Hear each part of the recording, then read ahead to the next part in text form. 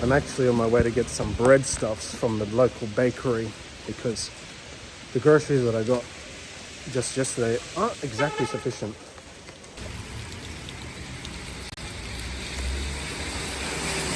Well, I now know how to find the more local grocery store. And this grocery store is only 2 blocks away from where I live. Turn left. And I got myself 4 ketchupuris because I just need something to eat that's a bit more stable. And then as I was walking by, I got myself a bunch of bananas and 2 tomatoes from the local market, you could say, from this old woman. And it looked like she had a nice little business going on there. In total, 4 cacciapuri is 20 lari. And for the bunch of bananas and the 2 tomatoes, that was also nearly 20 lari. As I was entering into the bakery and I was trying to buy my cacciapuri, this old man just stands there staring at me. He's like, "Give me money." And he spoke English too, actually. "Give me money." And he just stood there waiting for me to finish my transaction. And I said, "Sorry, no." Yeah. So as you can see, this is cacciapuri. You know, not all cacciapuri is this flat. This is quite flat. And it's also kind of cold. But you can see, if you take a close look, it's actually just full of cheese. And this is why I call it an inverted pizza. It's literally just full of cheese. And this one's not even that packed. It's kind of large too. But yeah, they normally come this big. But this one's very flat. I'm really sick, quite inflated. I just don't have the energy. Like, even my whole body's aching. I cannot believe I'm sick on literally one of the first days of arriving. It reminds me of when I arrived in Russia for the 3rd time, I think, and I was actually sick for a whole week or 2 when I arrived. It's nothing too major. I've had like a whole pack of Nurofen, but I'm thinking a nice walk will get me feeling good again. Get some physical exercise, some fresh air, because coffee, tea is not doing it for me. The bread, the khachapuri, it's cold, but it's very salty, at least from this bakery, and I don't think it's doing me justice with the inflammation. It's actually kind of aggravating it, actually, which is really annoying. And I can't believe that fucking Malakos Sahar condensed milk is probably what has ignited my inflammation. It doesn't hurt right now, which is good, but it's just in my nose. This whole area is just blocked. So, all right, let's go for a stroll. Just gotta lay down for a sec because my whole body's aching. It's like, holy fucking shit.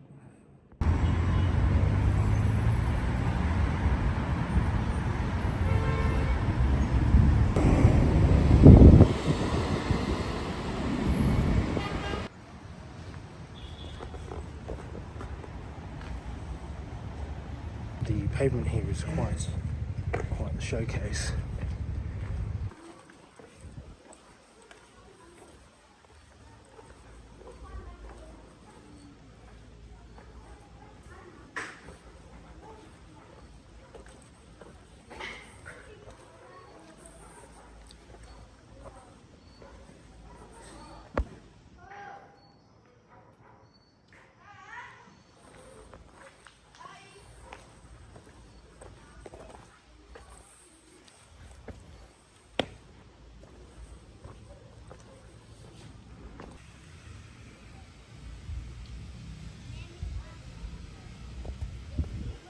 As you can see, to get to the top of the mountain, you actually have to get on those little trolley things up in the sky.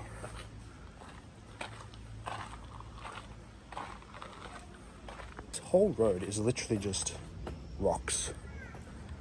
And if I recall, it was actually kind of slippery in the wet. The GPS said it would take half an hour to get here, but it's actually taken about 1 hour to get here. I actually left at 7, and it took me an hour just to get here. I did take a slightly long road.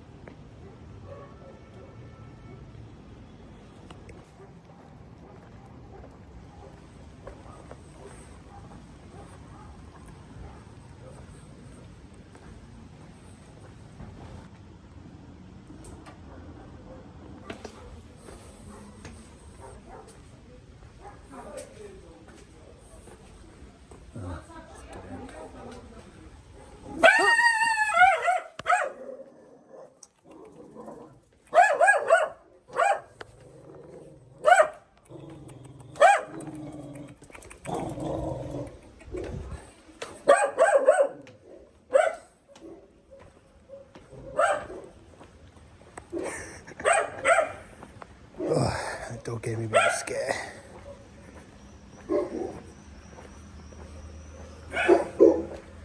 Oh, I thought that way was going to take me up, but I guess it's just a bit further around the corner.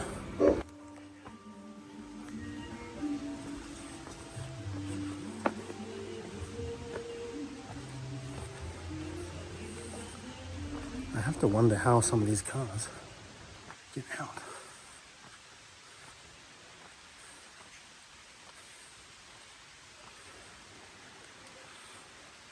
It's raining. The map said this was the way, but I don't see anything.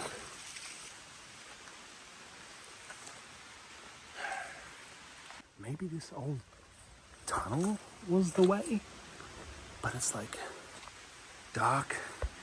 I can barely even see through that. It's also raining. It wasn't really supposed to rain until later. Just have a quick squeeze over here what it looks like. Oh, I don't think we can get through that. So I made it to the top here, but there's like a little platform there. I don't even know if that's safe to stand on. And then there's these little rickety fences with some steel and board frames. I don't really know what's on the other side of that, but I think I did take the wrong road. I think it must have been around the corner. I must have not seen it. So I have to go back down. It's raining quite heavily now. And I don't have an umbrella.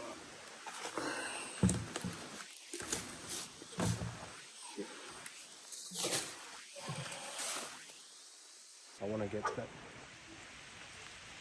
church. Is there a dog nearby? Yeah, I want to get to that other church. Because, yeah. Dog. Sure, if that little dog didn't follow me. But, it'd be really creepy if I didn't see him. But, yeah, I want to get to that church. Could be wrong, but it seems some of these addresses do have designated parking spots. Is this the street that I was supposed to get onto? So that little road that I was just pointing out, that had two guys reverse their cars out of there. They don't speak English, and they just took off. But thankfully there was also a woman standing there with an umbrella, and she spoke English, and she said to me that the stairwell was literally right at the same street where I used to live. So I'm gonna have to go back exactly where I lived and walk up the stairs from there. So that's what I'm gonna do.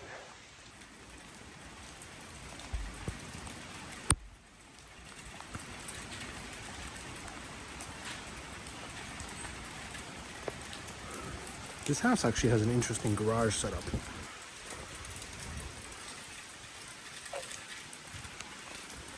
Okay, I found the stairs. I didn't realize they were right in front of the old place.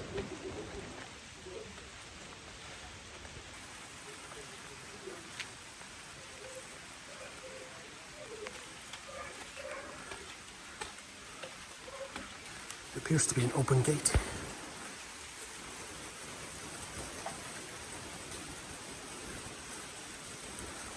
It's a new building. It's actually, this is brand new. It's a brand new building. New bricks, new cement. It's all brand new. I wonder if it's an apartment building. So the church is actually locked. That's okay, it can come back another day. I asked the guy if he speaks English. I did speak in Russian, asked him if the place was closed, he just didn't know. Quite easy.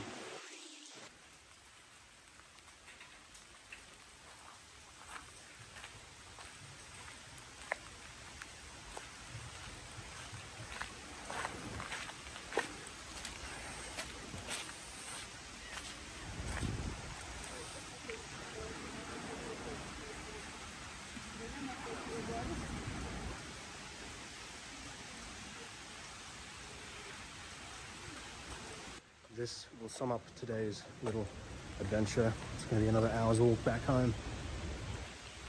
And hopefully I feel a bit better tomorrow. But today was good to see the old places I used to visit. Very fond memories here in Georgia.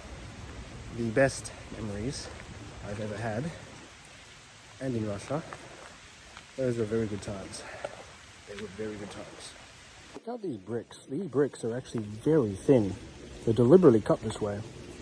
Very clayey, very dusty. Apparently there is a restaurant below.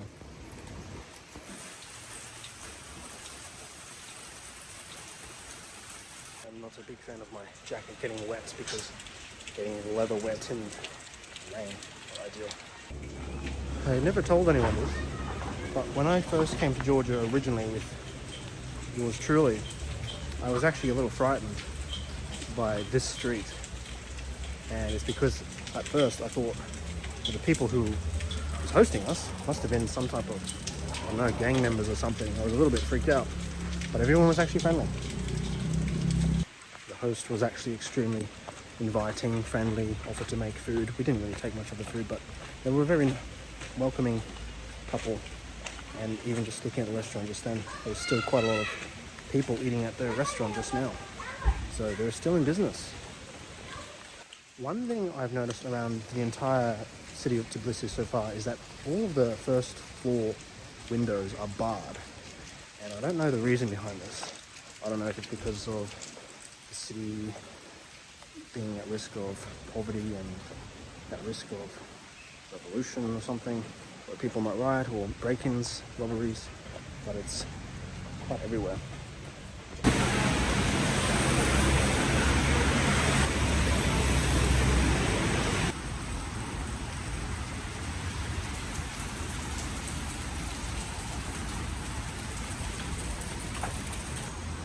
Yeah, this is the way, all right. This is definitely the way. Surprisingly empty. I'm actually kind of soaking wet. I anticipated the rain would return at about 11ish, but no, it's 8 o'clock-ish.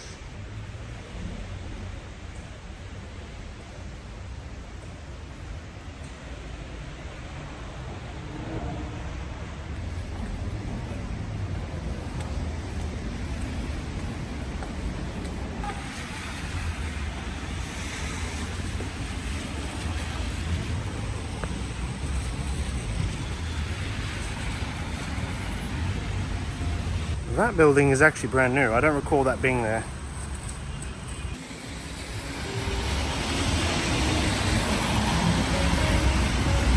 It's so hard to see that scooter guy.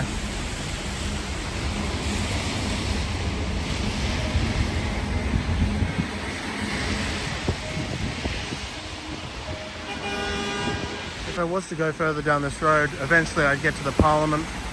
I do believe this is an art museum, or at least the building up ahead is an art museum. There's a grocery store over there, but I don't think that's the one I used to go to. I think the one I used to go to must be more under a bridge. So I'm gonna go turn left here and go near the river, because there must be a supermarket under the bridge somewhere. And that must have been the one I went to. It would make sense central Tbilisi on the main drag is a lot nicer than the suburban areas. As you can see, the buildings are much nicer. The pavement is like super square, very neat. Even the roads look nicer, no potholes. So yeah, central main road is a lot nicer than the suburbs. I'm actually surprised, but I made it to the bottom of the largest skyscraper in Tbilisi. I didn't even realize that I did that. One of the downsides of having to drive a car in Tbilisi, it seems, is, in my opinion, it would be so challenging to find a parking spot, because the whole city's just cramped, and most people drive horribly, and when they park, they really try and squeeze in wherever they can. I'm gonna head down these stairs and see what I can find down there. This tunnel place. I don't know what this place is. It's very quiet here. It's so dark, it's so quiet, no one here. Perfect place to be a bum. There's literally no one though, which is actually very surprising. Well, that was actually hilarious, because I went in there with a flashlight with my phone, and it must have been some old shopping mall, metro area. because they're like shopping old signs. And there's a big copper gate. I don't know, metal gate. And as soon as I flashed the light through it, there was a dude standing there in flannel behind the gate. I mean, it's a locked gate, so he couldn't really get to me. But it was just kind of shocking that there was a guy standing right behind the gate. And that was a bit creepy. I take it he wasn't homeless though, because he was wearing high-vis. There must have been a worker just doing stuff there. Now, I don't know what just happened, because as I was just filming, literally down these set of stairs, a car just pulled up and opened the back door. Maybe they were offering me a ride, I don't know. A bit weird. Some people are very attuned to respond when they're not requested to respond. Here's another set of weird gates. And you'll find with most people in Georgia, it is the Wild West here. This bridge, I remember this bridge. But no one's indicating. The taxi, it's like everyone's honking their horns at this intersection.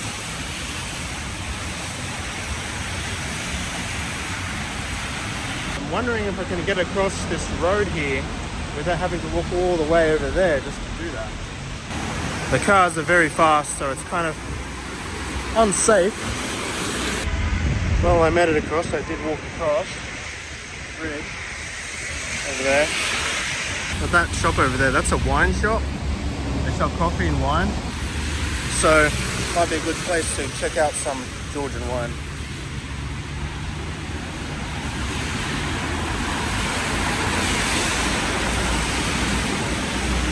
You see, these cars show no signs of slowing down. So what happens when there's a T intersection? Oh my God, look at that. This guy's screwed up big time.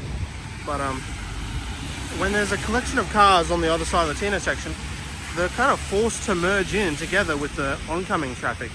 So there's no signaling, there's just slow merging together, and everyone's just kind of used to it.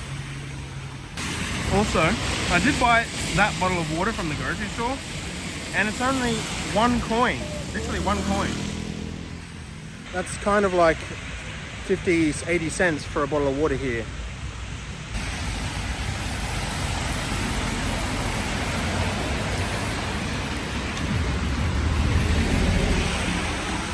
Also, before I went down to those flight of stairs and I shone a flashlight on that guy who had the flannel, I was walking behind one of the skyscrapers to like a back car park area where there was like a broom gate, and I guess there was a woman in the casa, the broom gate, and she must have seen me and notified the other staff security that I was walking by, because I went to the opposite side and a woman comes out of the building saying you have to go back out the way you came.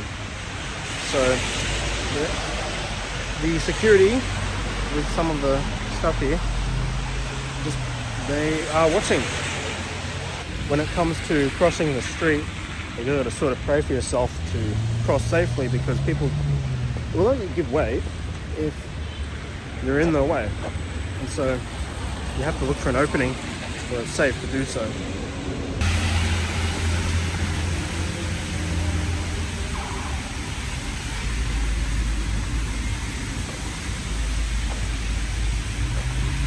So I just found one of the larger grocery chain stores, but it's in the worst possible spot. I don't know why they put it here. It's right on the freeway, where I don't know how even people can park there. I guess there's a parking spot over there where people can drive down, but that's really awkward. Really bad spot.